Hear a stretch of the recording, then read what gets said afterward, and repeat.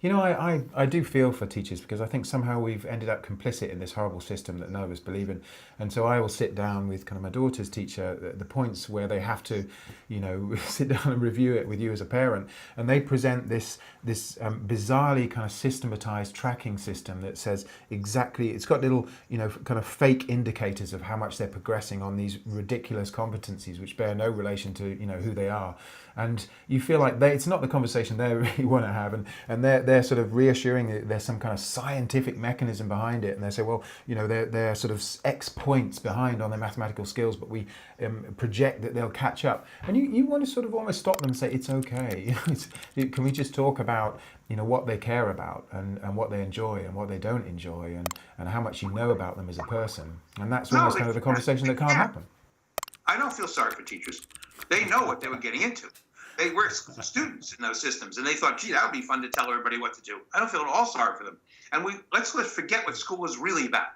School is really about keeping the kids off the street and getting them to memorize garbage that will make them good citizens. And my favorite example of this is I happen to be married to a woman who's a Canadian, and now these days I've been living in Quebec with her in the summertime.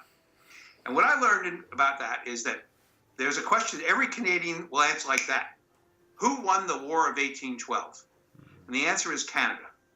Now, I didn't know Canada was in the War of 1812, and as far as I know, it wasn't even a country. But every school child has learned that answer. And just for fun, no American ever learned that. Yeah. So I was in the Pentagon the other day, and I said, who won the War of 1812? And the guy says to me, I don't know, the British? Who knows and who cares? Yeah. Why is this worth discussing? Yeah. And so what's going on is you fail to understand that school is an intentional place of indoctrination. Yeah. And you see it mostly when you're, like I do, you see the indoctrination occurs in another country where you haven't been exposed to it. So in our country, we know the War of 1812 was when the Star-Spangled Banner was written. Who cares? I don't know. But it's very important.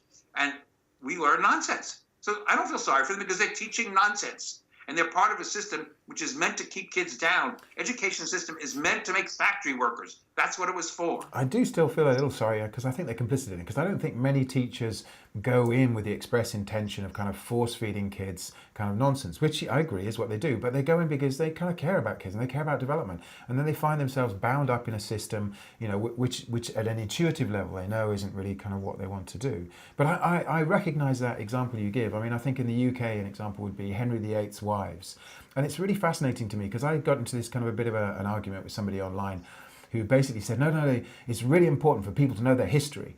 And I thought, it becomes self-sustaining, right? You know, because you're forced to know all this history, and then you start going around telling people, no, it's really important for people. You know, I can't remember Henry VIII's wives, but this particular person had a passion for history.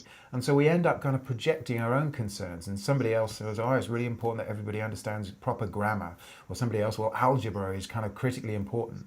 And, you know, just because it really matters to them doesn't mean it matters to everybody else. And that's what the education system does. It says, as you said, these things are really important. It may be about teaching the Romans kind of rhetoric, but now you're all going to have to do it. And that's exactly what it shouldn't be. The thing people forget about the Romans, that we've adopted their curriculum completely.